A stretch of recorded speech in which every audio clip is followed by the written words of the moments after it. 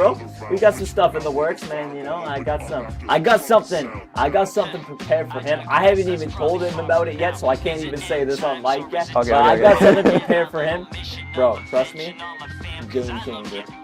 Don't know if I'll ever sit inside a Gucci Cadillac. The matter's that the world don't get too happy when you're after facts. The patterns that the pays arrange for those who quote unquote behave. If they saw all the notes I make on every little evil way, I guarantee they cutting all my Spotify funded. Anti-materialist, I've been out here idolatry hunting. We said money can't bring eternal joy, and that got them grunt. Now it's a trend to speaking truth, receiving cultural shunning. Ain't no running, ain't no running, ain't no running, ain't no running, ain't no running, ain't no running, ain't no running, ain't no running, ain't no running. Hey everybody, my name is Joshveer, and today I'm here with a legendary artist. He currently dropped his recent EP, Sounds of My Testimony Volume 1. Not only that, he's a talented producer, sound engineer, and owner of Unpromoted Sounds. He's produced for Malachi, Dead Space Dash, and Anthony Lee. Ladies and gentlemen, I welcome you, 3Van. What's good, homie? What's good, brother? Yeah. Oh yeah, happy to be here with you, man. Happy to be here with you. Bro, shout out to this guy, real talk. Hey man, thank you for coming, man. Yeah, This is the very first interview. Thank you for having me, man. It's an iconic moment right now. You know, we here, we doing our thing, you know. Yeah. So I wanted to congratulate you on the EP, man. I listened to it several times, man. That EP is fire. You produced that all by yourself, like how, can you break it down, like. Yeah, man. You know, it's just I've always been a guy that's just like I've been a producer for, sheesh, how long has it been now?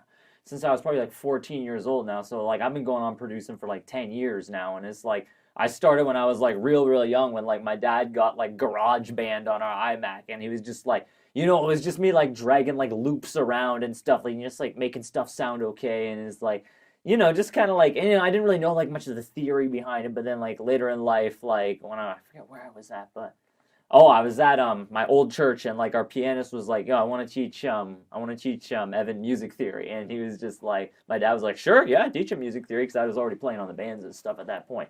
And then pretty much once I learned music theory, it was like, you know, like the horse was out of the stable at that point, because now I knew how to make the beats, I knew how to kind of like record my own stuff, I knew how to kind of like program it on like my keyboard into the software, and then like I would just be like, from there, just like more skills, you know, like how to sample, how to chop, how to like actually like turn your voice into like an instrument, stuff like that. But yeah, it just became a lot of like, I was just like, production just became like my passion. And it was just like everything that I kind of work on as an artist, anything that's got my voice on it, I always want to be like the guy who's like kind of there, like fine-tuning everything, the guy who's like really in control of what the instrumental is sounding like, you know. And yeah, everything on the project was pretty much produced by me. Like there's a couple samples on 2 of the songs. On Gucci Cadillac's got a sample in it, Ocean View Freestyle's got a sample in it too, but everything else you're hearing is pretty much stuff that I've manipulated in some way to get to the point where I wanted it to get. So yeah, I think everything, when you're a producer too, I think it really makes you feel good to just kind of know that, you know, you did as much with this as possible. Because it's like, you know, as producers, we don't really do anything by ourselves.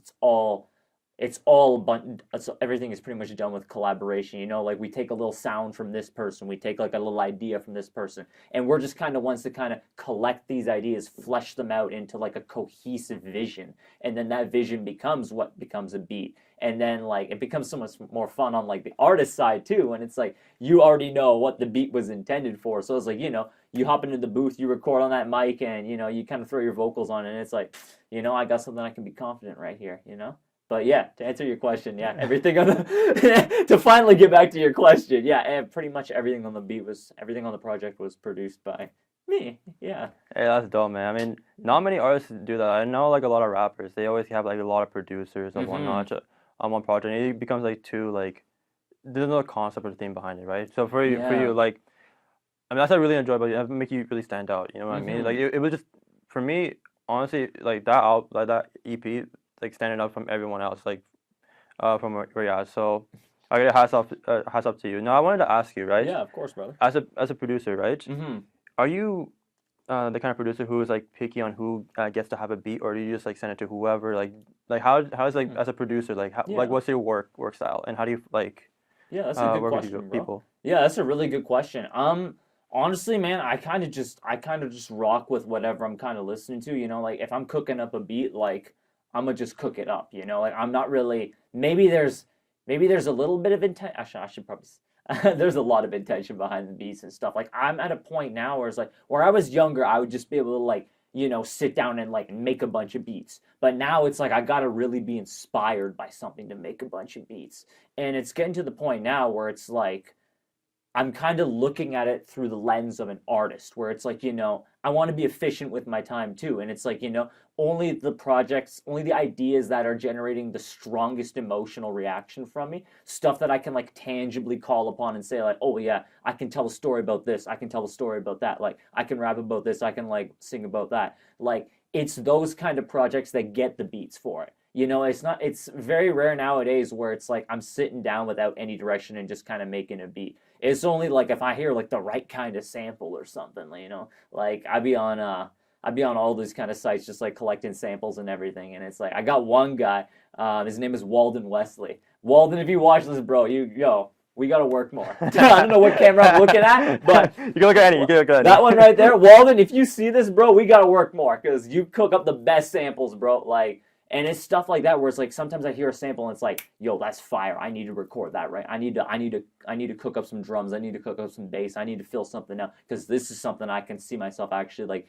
getting inspired by. But most times, even just as a producer nowadays, it just starts with me kind of just like thinking about like what kind of emotional state I'm kind of in right now and just kind of like what I'm going through and like, you know, what's going on around me. And it's like, that's the kind of stuff that I give the beats to. And it's like, so it gets to a point now where it's like pretty much like 95% of the beats that I make are pretty much intended just for me. Right. But it's like, you know, if somebody else hears a beat that I'm working on and it's like, it's not a beat that like I have like a super strong like emotional connection with, then it's like, you know, then I might be willing to part with it.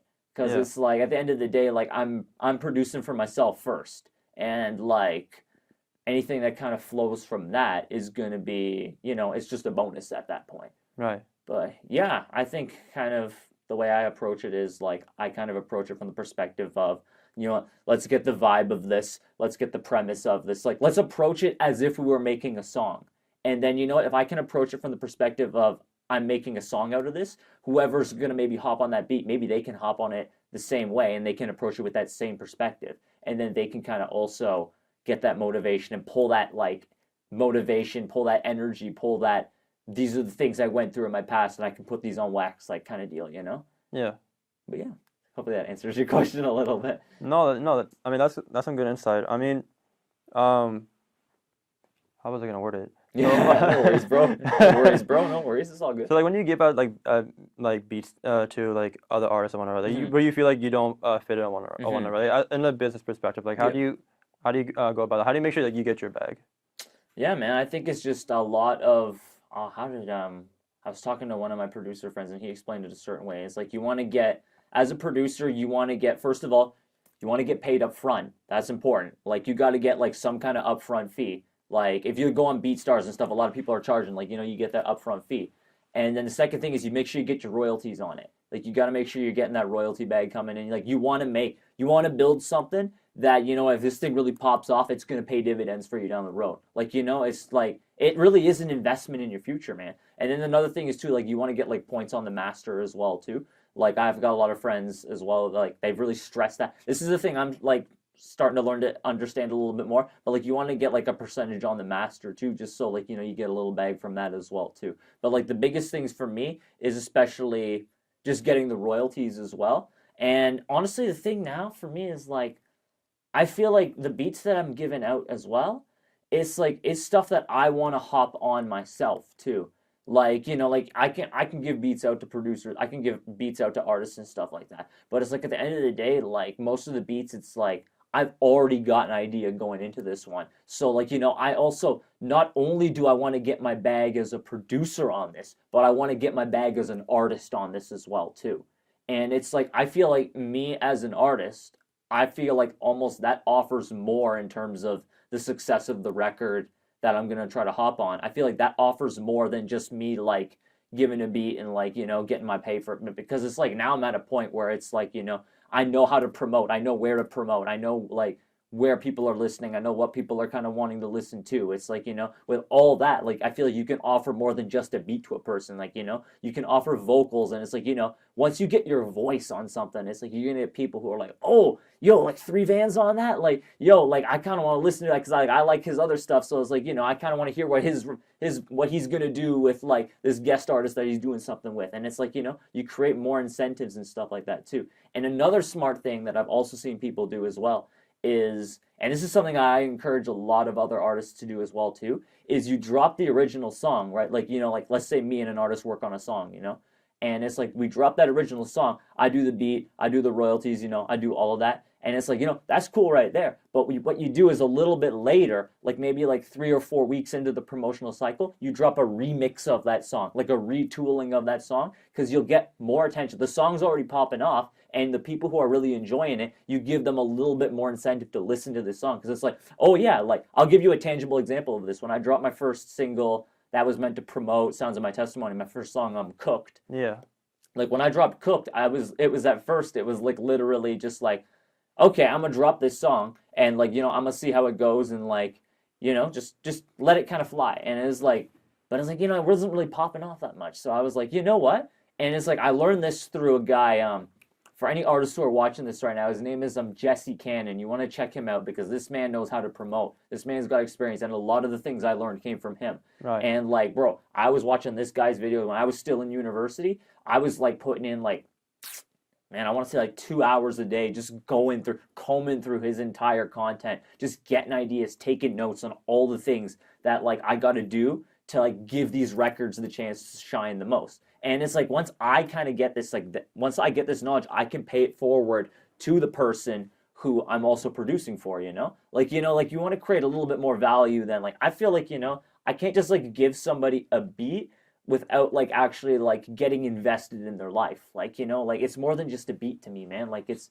the building of a relationship, So once you like you're invested with the artist and whatnot, right? Mm-hmm. And you want to work out, and you're going to talk about, you make sure, like as a producer, right? You want to make sure you're covered as the royalties, points, course, and whatnot. Do you have that all covered in the paperwork, or how does that work to make sure it's like finalized? And Yeah, man. Like it's good. Yeah, no, contracts is definitely a way to go. Most of the guys I've been working with have been honest guys so far, so it's like I've been able to kind of just work out verbal agreements and stuff, like to just kind of like get the bag that way. Right. But it's like once you're kind of like building up more, once you're scaling up as a business, like, and you're starting to become like, you're not just a producer, but like now you're like a business. Well, Yeah. First of all, I encourage anybody within the creative spheres, like view yourself more as just like a videographer, photographer, rapper, singer, producer. View yourself as a business, man, because that's the thing that's going to take you from, oh yeah, he's just doing this casually, to, oh, people got to take this guy seriously because he's doing stuff, like he takes himself seriously.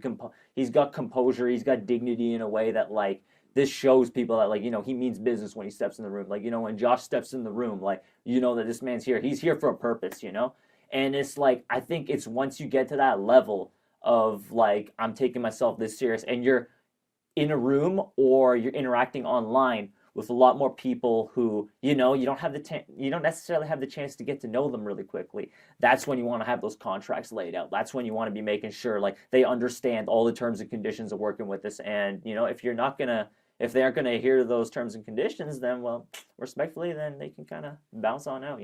Like. That's the most respectful way. That's the most respectful way I can say it for the camera. But it's like, yeah, I think when you have a lot more moving parts, and yeah, when there's a lot more moving parts in play, and you don't necessarily know the people that you're working with on like a deep personal level, that's when you kind of want to have these contracts drafted up so you can ensure that you're getting everything out of this collaboration possible, and you're just. Yeah, you're watching out for yourself too, Like you want to make sure you get credit for your work and stuff, because it's like, man, I can't remember how long ago it was, but I remember Uzi dropped a song, and like the original beat go crazy. I think it was like Watch This or something was the song, and it's funny, that producer, the guy who made that beat originally, has not made any money off that song. Really? Because Uzi, yeah, no, literally, bro, because Uzi got somebody to remake the beat. And like, and he kind of finessed him a little bit that way, and like he That's got messed somebody up. to remake the beat. And I feel like, if that original producer, like, bro, if he was actually like taking his work seriously, getting these contracts, like if you're making a beat for like Lil Uzi, like friggin' Lil Uzi Vert, like man with like 10 plus monthly listeners on 10 plus million monthly listeners on Spotify. This man's selling out concerts, rolling loud. You better come with these papers, man, because he's got a label behind him, and the labels are gonna say, okay, you know what, like, because people are gonna try to take advantage of that, Yeah, like yeah. people are gonna take advantage of people are gonna take advantage of you if you're inexperienced and you got a lot of skills, and you got to be kind of like, kind of keep your head on a swivel a little bit, because the labels are like, oh, if we can get a free beat out of this kid who doesn't know nothing about like contracts, like points on a master, royalties, if we can get a free beat out of this guy and like, we turn this into like song that Uzi can get like 100, 200 million streams off of, like, bro, what label's not licking their lips at seeing something like that, And it's like, that's why you got to come correct as a producer, man. Like, you got to come like with all the paperwork. You got to come with the receipts, come the paperwork. And it's like, yeah, man, it starts with mindset, bro. Like, you got to like take yourself seriously. And it's like, and once you get in this mindset of, I want to take myself seriously, I want to like make a career out of this, then you know what? The pursuit of that is going to lead you to things that help demonstrate that you're taking it seriously, like getting the points on the master, getting the beats, getting the royalties, like getting like drafting up those contracts and stuff, making those connections. Like, it flows from that, man. It all flows from up here, man. I know it's cliche to say that nowadays, Yeah, yeah. but it's like It's true though. It's true it though. really is true, man. Like, I've think of like times in my life where it's just like it all started with like a mindset change, and it's like look at where I am today, and it's like, like if I hadn't started taking myself seriously, like probably wouldn't be in the room with you guys doing this interview right now. So it's like, I think it really just starts with, just start taking yourself seriously, start taking your passion seriously, and everything will flow from there. And once you kind of get into that headspace, then you know what? Then the legal stuff, that'll be something that you seek out to do, and like all these kind of things, because you value your work, you value the relationships of the people that you're working with, and yeah, so yeah, contract's important. If I could sum TLDR, contracts are important. Do your paperwork, guys. Do your paperwork. No, it's fine. If like for both, like I feel like art, like for me, so I learned later on, especially now, a few months back, I started doing paperwork, and it really protected me, to make sure like both my clients paid for the work that I do or whatnot, right? But also I was obligated to provide the services that I quoted, right? So I definitely 100% agree with you. And actually, speaking of collaborators, I want to talk about your frequent collaborator, Mr. Anthony Lee. You guys have crazy chemistry with each other. Like, bro, I believe, was it the first track you produced from was Light Up the City? Yes, sir, bro. Bro, Yeah, we man. got to talk about that. That's one of my favorite tracks you produced. Oh, bro. That's one of my favorite tracks I've produced too, man. Like, how'd you meet him? Bro, oh, man. It honestly started, man, like, it started at church, man. It's funny because, like, me and Ant, like, I go to a different church. Like, I go to a big church. And, like, he's been kind of on the hunt to kind of, like, find, like, a home church and stuff. And we just happened to be at a church at the same time, the same place. And, like, he did, like, a little performance during the service. And, like, we were all just kind of, like, mingling down in the basement of the church, like, afterward, just, like, like, on some, like get some food kind of stuff. Yeah. And he was like, bro, I'm trying to, like, get people together, like come out to my my show, Light Up the City. Yeah. And I was just like, yeah, man, like I'll take your email. And I was like, which one would you want? Like, do you want like my professional one or like my personal one? And he's like, I'll take both of them. And he's like, what do you kind of do professionally? And I was like, oh man, like I'm an artist, producer, like I do these kind of stuff. And bro, no word of a lie, this man's jaw just, he gives me this look like, you say, what? You're a producer, bro? And I'm like, yeah, man, like, I do all that kind of stuff, man, sing, like, songwriting, vocals, like, I gave him the rundown. He's like, bro, you know what's crazy? God told me that I was going to meet somebody soon that would help me in terms of nurturing this. And, like, literally, we just linked up, like, we exchanged numbers and stuff like that. And, bro, let me tell you about the first time. So he told me, like, like, I'm trying to cook up a single for this, like, for before the show. And I was like, okay, like, let me see what I can do, Like, I got a good vault of material I can kind of pull from. I got, like, a lot of sounds and stuff. And Yeah, I just kind of cooked up the beat, and it was like originally it was just called like Intercession. I think that was the way it was saved in my library. It was Yeah, just like this like very like trumpet like triumphant kind of like like we're about to go at it, yeah, like yeah, lighten yeah. up the city, like kind of like motivation, like like something that makes you feel like big. Yeah. Like for me, it feels like like when you're walking into heaven or something, and it's just like, or like when you have like a wrestler like walking into the ring, you Yeah. want it to be like a pump up, That's a good analogy, honestly. That's Yeah, what, like, right? when I heard that, I think the Chaka one, I was like, yo, Yeah. you think you're late? I was Bro. like, that felt like an anthem. Like they can play in, like big and stadiums. It really is, man, and it's like it's one of those things, bro. I have to tell you a story. But when we first made this beat, the first time that Ant and I met in person, Yeah. oh my gosh, it wasn't in no fancy studio. Let me tell you, we were literally listening to the beat in my car and cooking it up, bro. No word of a lie. We were cooking this beat up in my car. I had my computer and like my hard drive on me in the car. I had it hooked up into the aux, and like Ant's telling me, "Yo, make a little change like this. Like, can you do a little part that's like da na na na na na na na na?" I was like, yeah, I can program that in really quickly. And bro, I'm not even kidding you. Having that plugged into my car literally drained my car battery, bro. It's like thank God I was by a grocery store, because Yeah. I would like to try my car. I was like, oh man, Ant just ditched me, and I'm like deep in Kitchener right now.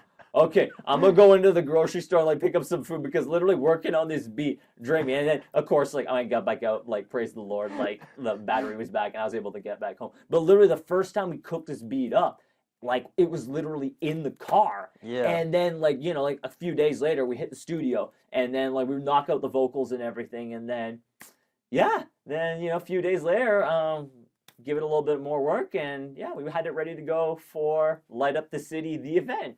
So Light Up the City, the event had the single for Light Up the City probably 5 days prior to the actual event. Crazy. No, shout out to Anthony. I mean, when I saw the absolutely. music video, you were featured in the music video, right? Yeah, Not, bro. not, not many, Oh my god. not many artists like have the producer in the music video. So like, Yo, that's why Ant's different, man. Like, that's the thing, and that's why you gotta surround yourself with people who want to see you eat just as much Right. as they're eating. And it's like, bro, I remember this one time. I was watching an interview with Conway. You know Conway, of yeah, course. who doesn't? Who doesn't know Conway, bro? If you tapped in, you know who Conway is. Yeah. And I think it was like with like DJ Vlad or something, Yeah. And like Vlad was talking something about like Oh, talking about Derringer and Yes! Alchemist. yeah, and like Yeah. Conway was like, yo, hold up, bro, hold up, man. You gotta put some respect on Derringer's name, man. No, like the And- way he's like, nah, man, I gotta put respect on Derringer. yeah, no, he was that- like, no, you gotta put respect on it. And that's the thing about Ant, is that Ant puts respect on the names of people he works with, because he really values every connection he makes. Facts. And he values every person. Like there's like I can't tell you the amount of times that like literally like this man just hit me up has gotten me out of like really like negative headspace, especially recently. And it's like, just having people like that, being an artist as well as like, seeing the human in people too. And it's like, just having people who are like, in your life and are like, just because like you work on one thing together, like they'll still reach out to you and be like, yo, you straight? Like, you everything good with you and stuff like that? Like, yo, let's catch up. Like, just like give me a call. Like, let's just talk. I want to hear how things are going with you and stuff like that. And that's the thing about Ant, is that like, and he's really taught me this, just like to value every connection that you make. Right. And it's like, it's really helped me to kind of just like appreciate people a lot more, and just like, and I think that really has impacted like the way I sort of am passionate towards my own work too, because it's like, every listener is a person, and it's like, well, unless those people are like botting their streams and stuff like that, we're not getting into that. Yeah. That's another side tangent. But it's like, when I look at my own music, I look at every stream and I'm like, that there's another person on the other side of this, and I need to do as much as I can to speak life into that person's life. Right. Speak like truth, speak like joy, just like speak like that you're gonna come out of this experience that I'm going through right now, that I might be singing about in my songs. Like if I think of like Crash Out off of my album, like that was one of the hardest songs for me to do, because like it literally took me to like a dark place of like times when I was like, I just like literally I wanted to like OD and kill myself, like, or like, just like being taken advantage of people and just like feeling like absolutely like worthless. And it's like, stuff like that. And it's like, I feel like when somebody hears a song like that, it's like they see my whole body of work too. And it's like, they learn that like, you're not alone in your struggles. And like, just like this little song here can be like the little like stone in your shoe that kind of like motivates you to like step up out like that negative headspace that you're kind of in right now. And it's like, I feel like when my kind of goal as an artist, as well, is like not just to be an artist, but be kind of someone that no matter what the distance is between us on like a global level, that you feel like, I'm somebody that like gets what you're going through. I get what you're going through because it's like, life's hard, and it's like we need to be more transparent with our experiences. And like that's the thing about Ant too, is like Ant has been so transparent with the things that he's gone through, even just like with sharing the struggles that he's been going through with me as well too. And it's like, when both of us come together, it's like, like we can put this in a song. Like, let's put this in a song. Let's inspire people to get out of this headspace that they're in right now. Yeah. And it's like, he really values everybody who's kind of around him, and that appreciation, you really start to see that appreciation and take form in like, yo, come be in this music video with me. Like, yo,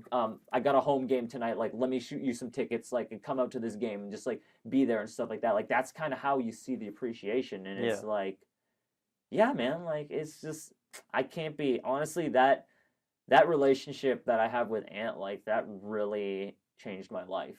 Like, I think there's probably, if I look at where I am now versus where I am last year, because me and him met back in September, right? And we're in January right now. If I look at where I was January of last year, oh my gosh, man! Like, I had just like broken off relationships with my former best friend. Like, my uncle had passed away. Like, I had broken up with my ex. Like, like everything was like literally, and like I had also at the time I had just walked away from, I had just turned down, and a lot of people are probably gonna think I'm stupid for doing this, but like I had just walked away from like the deal that would have put me in the same room with guys who were working with Cash Money. So it was like I walked away from 3 things, and it was like, I was really like, I was down bad, bro. Like, respectfully, I was really, really down bad at the time. And I was just like, I was like in a space of like, like God just kind of like give me something to get me out of this, because like I can't do it myself right now in this mind space that I was at the moment. And it was like, I just kind of heard like back from him, just like, just be patient, just like focus on your grind, like focus on the things you're doing, just keep like building up that vault, like keep writing songs, just keep doing what you're doing right now, and I'm gonna bring the right person in there for you. And then like took a little longer than I would have liked, but but like, yeah, it happened in September, and it's like that relationship has just given me so much confidence, like so much professionalism, so much just life, just this like new outlook of just like how it feels to just be like wealthy in a way that's like money can't really buy. And it's like, and it's like, when you get into that mindset again, right? Like once you get into that mindset of like, I'm already wealthy, it's like, the wealth just starts to kind of accumulate in different forms and stuff like that too. And it's just like, yeah, grateful for that connection, man. Like, Ant is just one of the most solid dudes, and I'm very grateful to be able to call him a brother, man. Like, yeah. No, words can't express. I 100% agree. I can definitely say from like an outsider's perspective on you and Anthony's, like you guys' chemistry is really good, and I hope. I mean, can we confirm that you have like more tracks with Anthony? Oh yeah. No, because I feel like. Oh yeah. Is it like, is it just producing? Or is it both of you like on a track together? Oh yeah. Oh, okay, we're getting both. Yeah, we get some both, bro. We're getting both, bro. We got some stuff in the works, man. I got something prepared for him. I haven't even told him about it yet, so I can't even say this on mic yet. Okay, but I got something prepared for him, bro. Trust me, game changer. Game changer. Game changer. It'll be a game changer. I feel, at least, you know what? But you know what?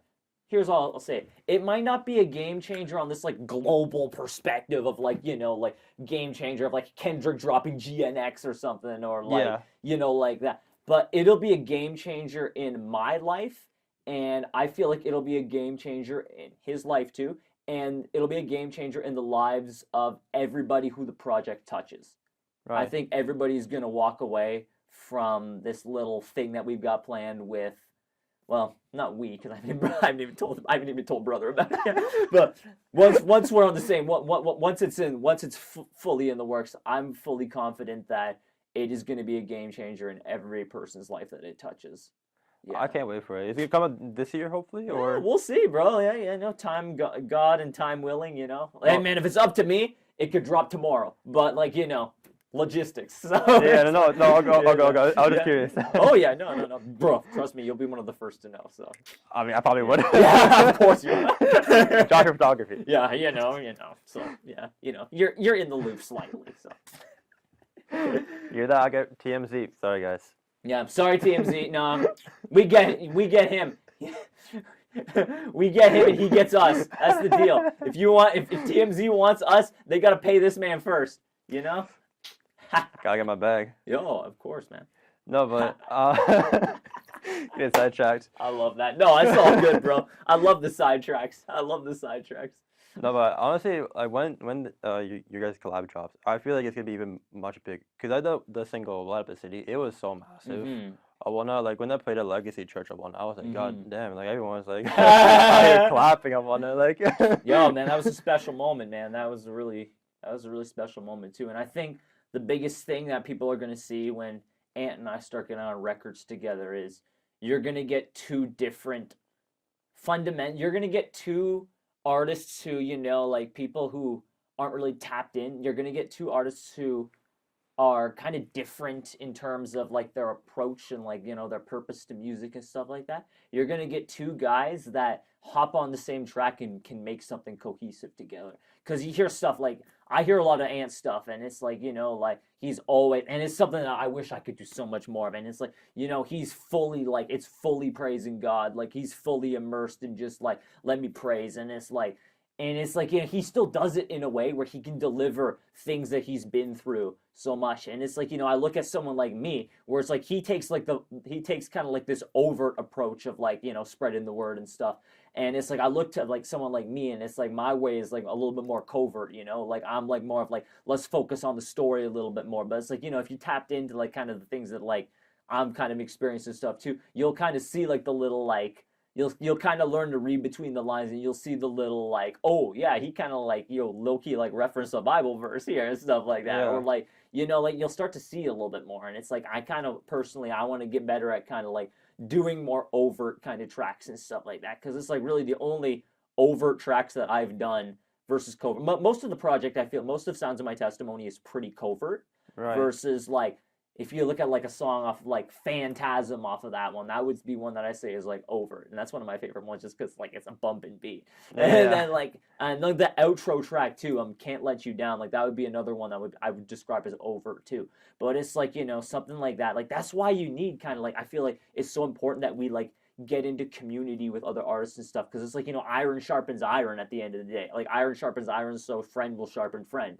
And it's like, you know, like a guy like Anthony, like he sharpens me so much in terms of like, you know, being like a mentor to me of like, here's a guy who's gone for like, he's been on earth for so much, like not so much longer, but like he's been on earth for like significant amount of years longer than me, and he's lived through a lot more experiences than me, and like how he kind of can put that in, but like, you know, continue to still talk about the thing he wants to talk about most. And like I feel like he kind of like, from me, the thing he gets out of me is like, you know, like all these opportunities, like how I'm always pursuing like the next big thing in order to like move our music to the next level and stuff like that. So it's like, you know, it really is an iron sharpens iron kind of relationship. And it's like, I feel like, you know, with anybody in our lives, like I feel like, you know, the most profitable relationships, not just like financially, but in terms of like mentally, emotionally, socially, like financially, spiritually, the most profitable relationships are the ones where two people are growing together, and it's this understanding of like, you know, you help me, I help you. And it's like, you know, people say that's like a toxic relationship dynamic, but it's like, what else are you gonna have? Two people who are sitting in the room that mean nothing to each other? Like, that's just like that.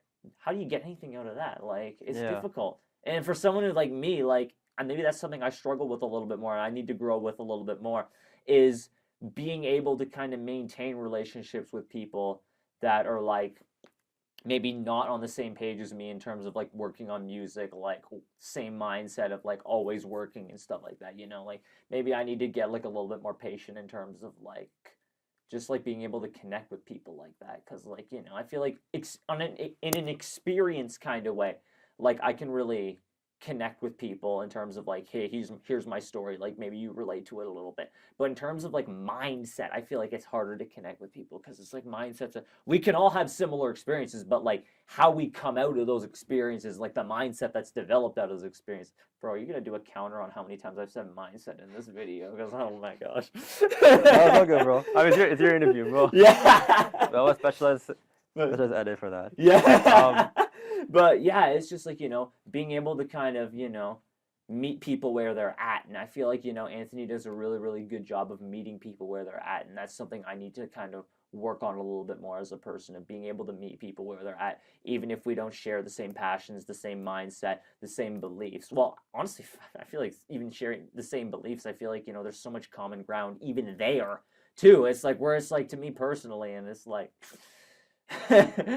I can say something controversial, but I won't. But like, it's an open space. I won't. Yeah, man. It's just like, you know, I feel like, you know, like the more we tear down the barriers that are between us, you know, like tear down the barriers, like, you know, even me as a religious person is like, you know, like I feel like if we tear down this barrier that, like, you know, the society has kind of called religion, tear that down and just let us kind of explain our beliefs to other people just on like a one-to-one, like a bro-to-bro kind of level, we'll realize how much common ground we have. And we need to focus so much more, like, you know, just like as artists, as people, as society, like, just let's just like come together and just like focus on what keeps us similar, man. Like, let's not care so much about like what the differences are. Let's just come and like, you know, like be brothers in the same room with each other, like no matter what our experience is, no matter where we are kind of right now, no matter where we're going and stuff. Because here's the thing, man, I feel like, you know, once you and someone else who have like kind of got the same ideas, you know, like when you and me sit in a room, it's like, you know, we both know we're going forward. Yeah. Like we both know that's going down.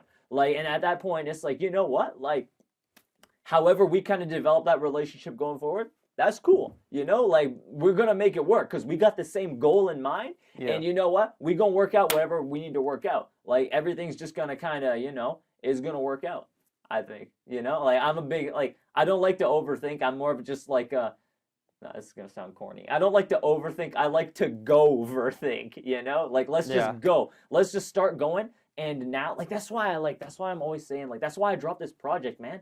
And it's like, you know, because like I literally just like, it just kind of hit me from God. Like God was just kind of like, yo, if you're really going to take this seriously going into the next year, like get a project together, show people that you're going to take it seriously. And I was like, all right, let's lock in. Like I'm going to clear my schedule for all of December. Like let's just lock in and like, let's just really, really, really like see if I can knock a project out. And you know what?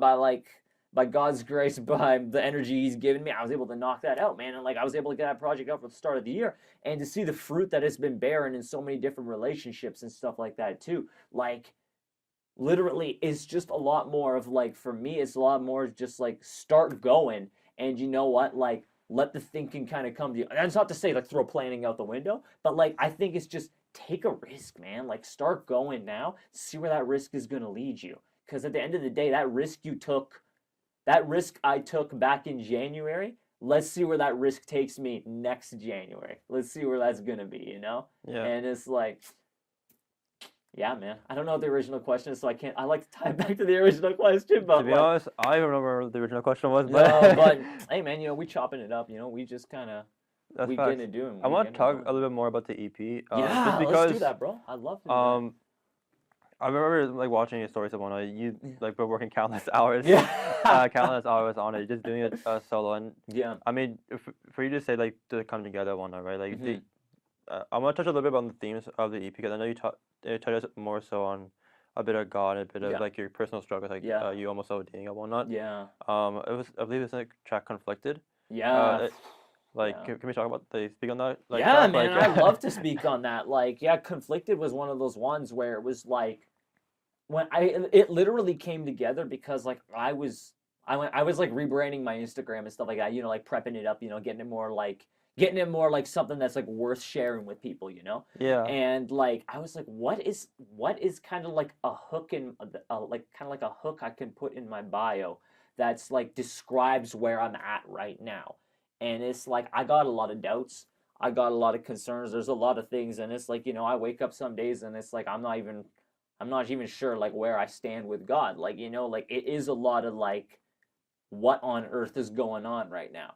And but it's like I know that like, you know, like my faith is like the basis for my life. Like the amount of things, like honestly, man, like without faith, like I probably would have killed myself so many long, like I would have like hurt myself a lot more. I would have probably killed myself like at some point, like literally if I didn't have that little building block, and even to the point where it wasn't even that nurtured, just to have something kind of there, I probably would have done a lot of like I probably wouldn't be sitting here right now. Like if I didn't Yeah. have that to kind of keep me on the road, like and it's like stuff like that where it's like, you know, like it's stuff like that where it's like, you know, like okay, I'm out of it, but am I really out of it? Like, you Yeah. know, like you kind of sit back sometimes and you're like, you know, I feel like I'm out of it right now, but like, am I really actually out of this storm in my life? I don't really know. So that's where I kind of came up with like the Instagram bio that I have right now, which is like conflicted, but glory to God, you know? So it's like, and conflicted. That was the part that was kind of like, you know what? I need an intro for this song. And I was like, oh, like the intro for this song is the funniest story because like literally, yeah, I don't know if you heard, but it was like, never mind. If you keep going. Yeah, I don't know if you heard from like when you heard right off the bat. I've got like a clip in there, and it's got like in that clip, bro, is me literally up in like our church's green room on a Sunday morning. I was with there with like 3 of the girls that are also on my worship team, and they're like, "Evan, freestyle for TikTok. We'll give you like a."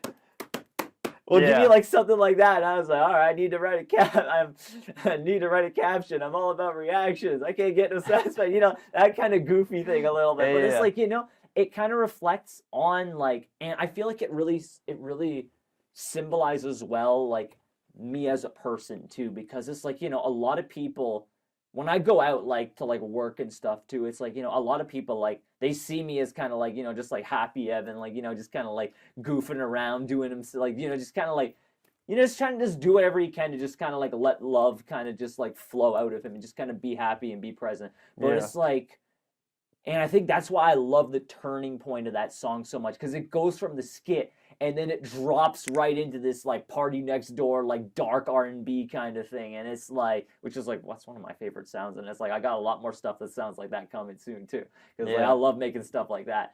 But it's like it drops into like this like dark state, and it's like the first line of the song is still imprisoned in my head, and it's like that really reflects a lot where I'm at. It's like, you know, like I can be like, I feel like when I'm out, like I kind of sometimes it feels like I kind of have to force like being happy and stuff like that, you know, just so like people don't really ask about like how like I really am kind of doing as a person, because it's like there's a lot that's going on behind the scenes. Like even today, like there's a lot that's going on like mentally in terms of like spiritual battles I'm fighting, like, you know, like trying to like work out where I stand with people, like, you know, like trying to prioritize stuff in my life. And it's like, you know, all like the weight of that kind of like it gets heavy, and it's like, you know, it really makes me feel conflicted.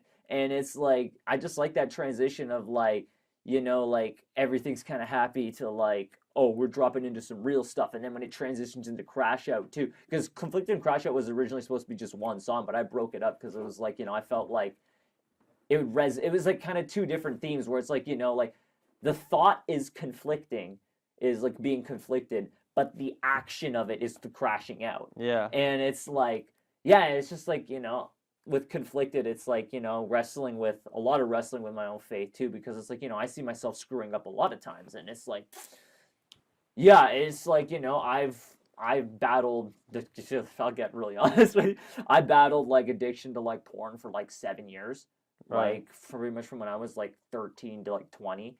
And it's like, you know, it's something that like sometimes I really, really feel the urge to go back to, because it's like, you know, like I miss like the, like, you know, the dopamine rush you get from it, like the connective, even though it's completely fake connection in my opinion, like the connective element that it like tries to give you, like it feels like that. And then it's like, and then like they kind of like you kind of get into the chorus where it's like, well, no matter how many places I've been, I sin, I'm such a hypocrite, oh why? And it's like, you know, it really is like me wrestling with like the idea of me coming up short like in real time. And it's like, you know, and the silver lining of it is like, you know, a lot of people, because like I run I also like in addition to this, like I also run like a small group through my church as well too. Like we're like we just kind of like come together and we do like we do like a Bible study, we pray together and like we share what's going on in each other's lives. And Right. it's like a lot of stuff that gets expressed in that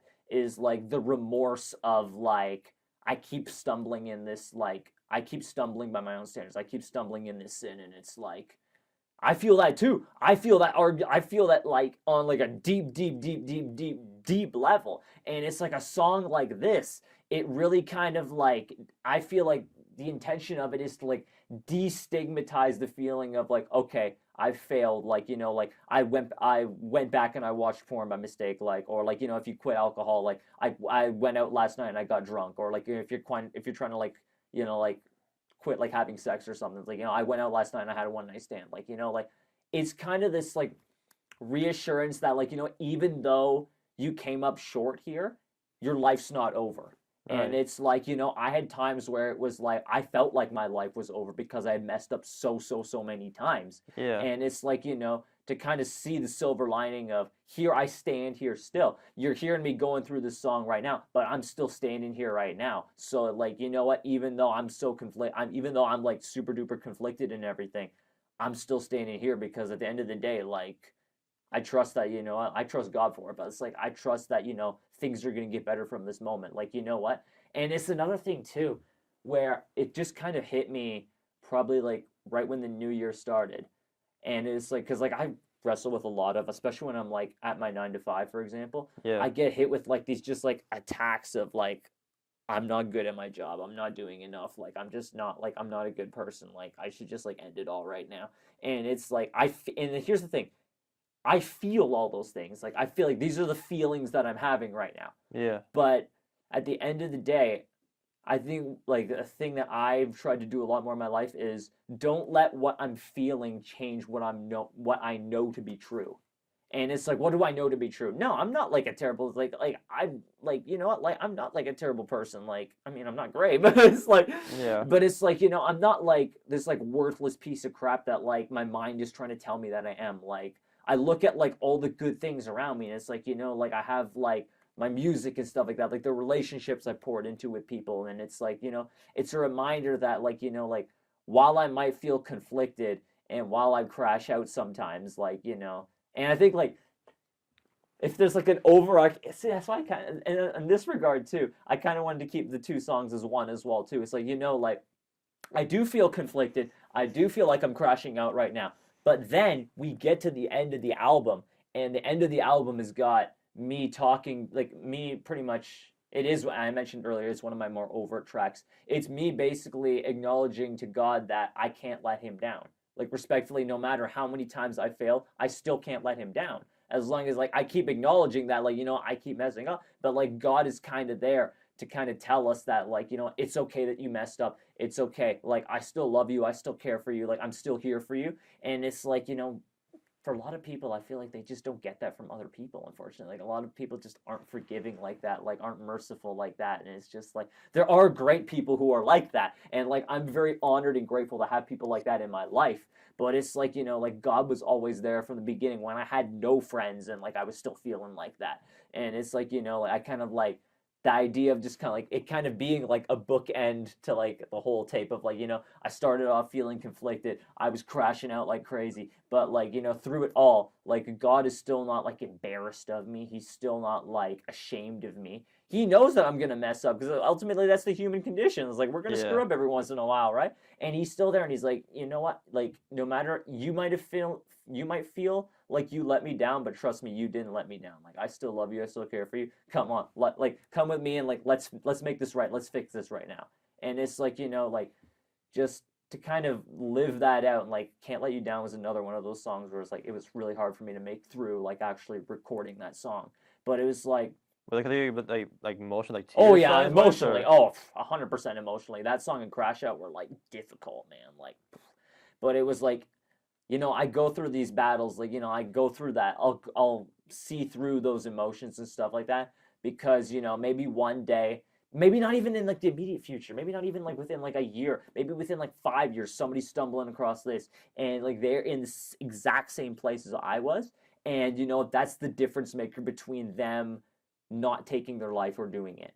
And it's like I think of the potential for that, and it's like, I realize that like, like kind of just being transparent on the record, like just like, just being transparent about the things that I'm going through with this music. And that's why I love my music so much, is because it's really given me an opportunity to truly be transparent about the things that I'm going through in my life, where, maybe there's not really a space that's been created where I can be transparent like that. And I think like music just kind of opens me up to kind of a way that I can just be transparent, I can just be open, I can just like share the things that I've gone through. And Conflicted really is a reflection of that. It really is just a reflection of like, hey guys, here's the things I've gone through. I'm feeling really, really conflicted right now. But because I was feeling conflicted, you don't necessarily have to feel conflicted either. So it's like, like you can kind of rest knowing that like, you can feel conflicted, but like you're still gonna come out the other end, and like you're still gonna make it through all right.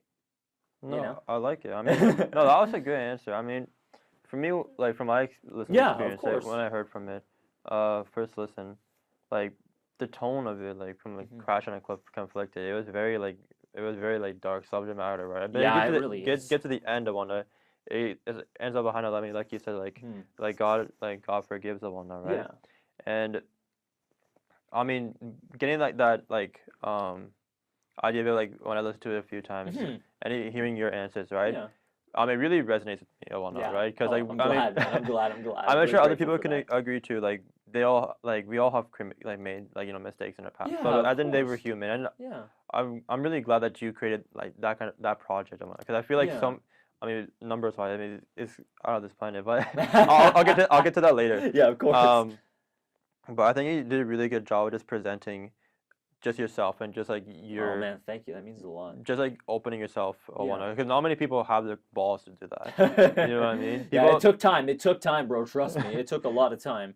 No, what I did notice though, I saw on the cover, this is Volume 1, right? So at the end, right? If I remember correctly, I was gonna ask if it was gonna be like a thematic route, because I know the last check is like God forgives the one. Is that gonna continue onwards to the second volume, or is it gonna be like, I don't know if you can, like, if it counts as spoiling or.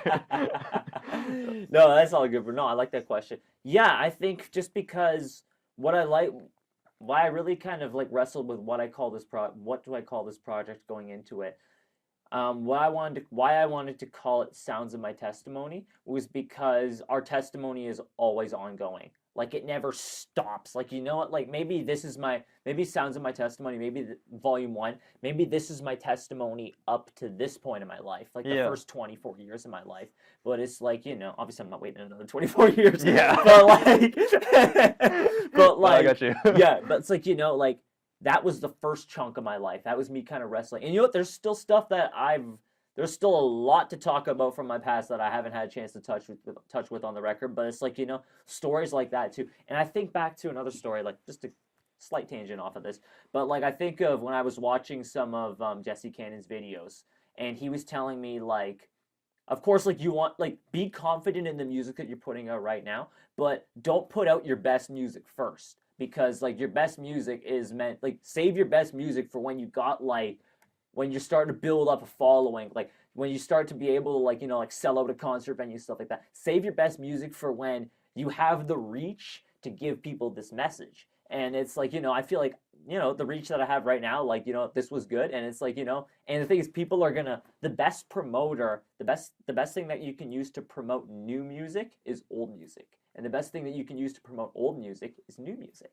So it's kind of like, this is kind of like a snapshot of where I am right now as a person. Yeah. Like Sounds of My Testimony Volume 1. And it's like, like I think what I would like in Volume 2 is hopefully praying that, it is a lot more just like uplifting and more like gratitude that, hey God, like thank you, like I'm surrendering to you and things are going like really, really great right now. Yeah. I strongly suspect that's not going to be how it's going to go, especially just with the way things have been lately. And it's like, yeah, there's a lot more inner battles, there's a lot more spiritual battles that I feel like, I'm going to have to fight. Yeah. And it's like, I feel like the tone of the Sounds of My Testimony series, like, I feel like it's going to continue to kind of be sort of this juxtaposition of what we've been kind of seeing on the first one. So it's like, we're going to get I'm gonna try to make it more uplifting. Believe me, it's hard. It's hard. Like I literally, the other day I was working on a beat, and the beat was literally called "I don't know how to make a happy song." And it's damn. like, it's You okay, tough. bro? No, it's all good. But it's like, it's just because like as an artist, like to get a little bit technical, it's just because I work a lot in like minor keys versus major keys. Like, your major keys are your more like uplifting songs and stuff like that, Like you're more like you're more like your pop music and stuff like that. Like there'd be more major keys. But it's like the stuff that I'm dealing with is like minor keys. Like, that's where you're getting like the Griselda dark tracks. Like that's where you're getting like the Party Next Door kind of like dark R&B kind of vibes. Like that's where you're getting all that kind of stuff. And it's like that's the kind of vibe that just like I feel like that's the one that kind of resonates with me the most. Yeah. And it's like, there always is kind of like this little like dark cloud, I feel like, that's always just kind of like looming over my head a little bit. And it's like that's always going to be something that I wrestle with, I feel like. And the Sounds of the Testimony series, I feel like it's just gonna, and I think my music as a whole is really just gonna wrestle with how kind of I'm working with all the stuff, Right. how I'm kind of like addressing it, how I'm kind of confronting it, and how I'm kind of doing it while we're like pretty much first and foremost by relying on God, and then kind of just going with the flow a little bit, instead of overthinking, go-overthinking. Yeah. Just kind of like going through it and stuff like that. Like, of course, it's important to like sit back and like and acknowledge the battles that you're going through and stuff right now too. But it's like I think staying busy as an artist too. I think staying busy, staying productive has really helped me move on from a lot of like struggles that have gone on in my life and not made mountains out of molehills. So it's like I think just kind of like being positive and stuff like that. Like even though the music doesn't sound the most positive, like it's still like I'm writing this if I'm putting out music, I'm in a good place mentally. So it's like I mean, it's a good music is a good therapy. Yeah, it Like, really is. it honestly man. is. It really is, and it's like it's really just like overflowed into like every capacity of my life. Like it's like brought me closer to people, brought me closer to God, brought me closer to myself too. Like it's just done like so much, and it's like it's this gift that like literally if we go back to the beginning, like it was literally like a gift that like God like airdropped into me from when he put it on my music the pianist at our church's heart to teach Evan music theory. Like that literally was the seed that literally has bloomed into this massive plant. It might look a little bit more like a Venus flytrap, but like this plant that is me. Yeah. So it's like, yeah, it's just like looking back on all that kind of stuff, and it's like I look at like my music, and it's like, how could I not include a little bit of like, hey, this is part of my testimony. I've been through a lot of stuff in my life, and the testimony keeps on going each and every day, and it's like, I look forward to what the next chapter of the testimony is. Hope that God doesn't give me anything too terrible to deal with. Yeah. But like, yeah, just kind of relying on Him and just kind of staying optimistic through everything, and just focused on the grind. Stay locked in. Hell yeah, Lock brother. in. Honestly, I can't wait for when the second EP comes out. Will it be man. EP or would it be like an album? Like how do you detect like what's what? Yeah, Like, this one I wanted to kind of brand it a little bit more as an EP because like I have like albums that like I want to. We got a lot today, man. We got Go Overthinking. We got God Taste. Like I feel like that interview when Kanye's sitting there like I don't know if connective is a word. I just make it my own. Not to say I'm on some Kanye. No, for better or for worse. Anyway, creatively. Anyways, but like like. he could be listening to it, Kanye. Hey, Kanye, come to like, bro. Pull up to Waterloo and come to church, man. Come on, this is your invitation. Oh, I didn't wear my "you're invited to church on Sunday" hat today. What is wrong with me? That's the hat that I wear everywhere. Oh. Right, Sorry. We'll Photoshop it. Yeah, we'll Photoshop it. Yeah, I know you got skills, bro. You'll fix that up for me. But yeah, to get back to what I was saying, yeah, I think the EPs are a lot more spontaneous, I feel like, where the albums are a lot more fleshed out over time. Like I'm working on this, because it's like, bro, I look at my like back catalog and it's like, bro, I've probably written at least beats ready, just need to get recorded pretty much. I've probably written like in my vault right now like 5-6 albums. Damn. I've got that in the vault. That's but a lot. It's like, it's just a matter of like recording and stuff. And it's like, it's not quite the right time for that yet, So like, if you were to release an album, right, would you do it independently or would you do it like signed with a label? It depends what a label would offer to me.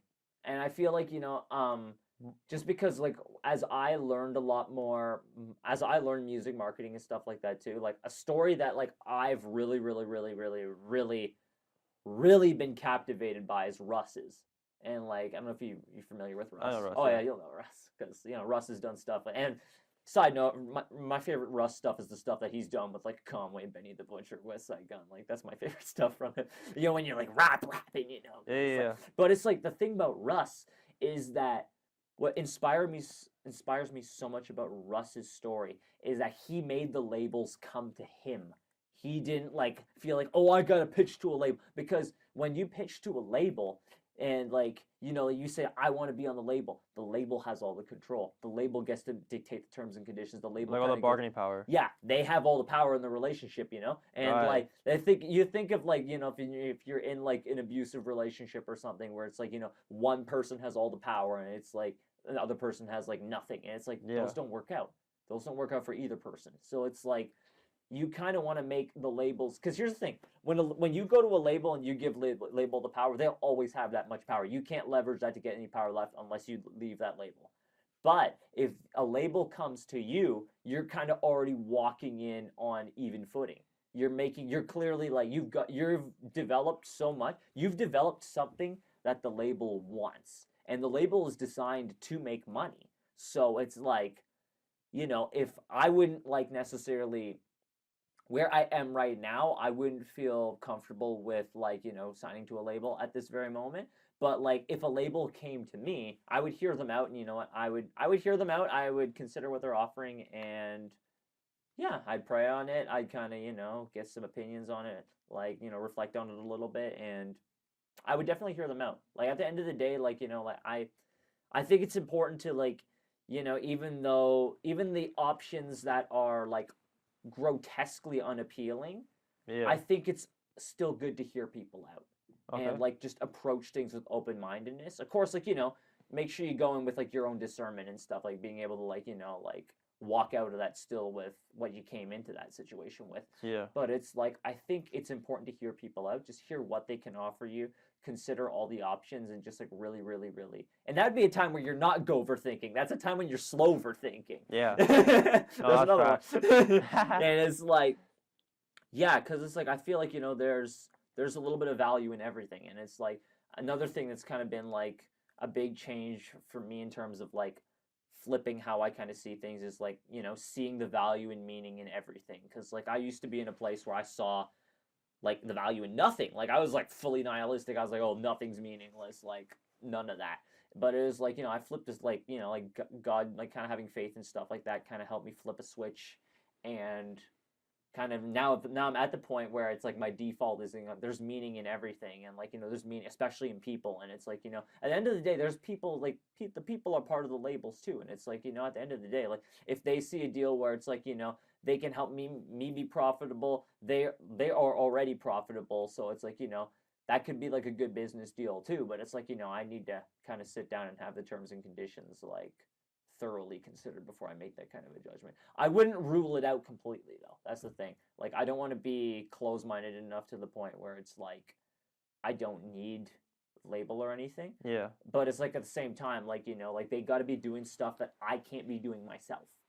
And it's Fair like enough, I think that's the biggest thing to me too, is that like when people approach, like if someone approaches me for something, like like if they want to like offer something to me, the biggest thing to me is like, can I just do this myself? And like save a little bit of like time, effort, energy, money, a little bit, something like that, because it's like I feel like like we need to be humble enough to know when we need help, I think too. Yeah. But like at the same time, if you're confident enough to understand like like where I am right now, all I need to do is learn this a little bit more, and then I'll be at the place where I want to be. Like I think we got to really understand ourselves too. So it's like it really comes down to that as well too. And if a label offers things.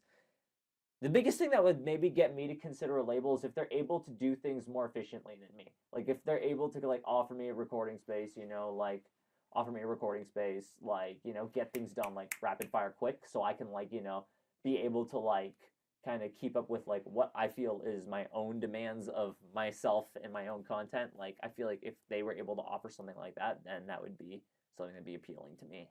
So So yeah, for now, you say just independent for now. Yeah, I'd say independent for the time being, but if somebody approaches me with an offer, I'm not the person actively seeking out the label. Yeah. If a label approaches me or something, then you know what, I will hear them out, and I will give them an ear to listen, and I will consider it. Oh man, Yeah. that's a great advice. Yeah, you got to keep an open mind, You got to keep an open mind. I don't think I have any more questions. I think we covered pretty much everything. I want to thank you so much for coming along and do the interview and whatnot. Thank you. I definitely do want to say in the future, later in the year, we should definitely do a follow-up interview. Absolutely. And see where you're at, man. Absolutely, brother. I kid you not, you have so much talent, so much potential. I appreciate that. It must be like a necessity to have another interview or whatnot. Yeah, man, I look forward to it. I look forward to future with you guys, man.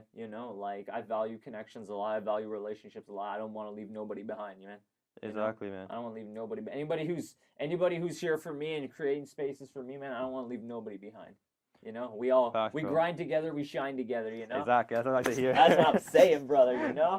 Yo, this is Joshveer Photography signing off. Appreciate you guys.